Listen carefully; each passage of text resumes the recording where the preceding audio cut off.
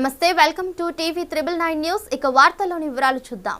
భద్రాద్రి కొత్తగూడెం జిల్లా ఇల్లందు పట్టణంలోని హరిహర క్షేత్రంలో ఆలయ కమిటీ చైర్మన్ కృష్ణా లోద్ ఆధ్వర్యంలో ఆలయ ఈఓబి సూర్యప్రకాష్ సహకారంతో అయ్యప్ప స్వాముల అన్నదాన కమిటీ సహాయ సహకారాలతో నిర్వహించిన మహాపడిపూజ కార్యక్రమం అంగరంగ వైభవంగా నిర్వహించారు.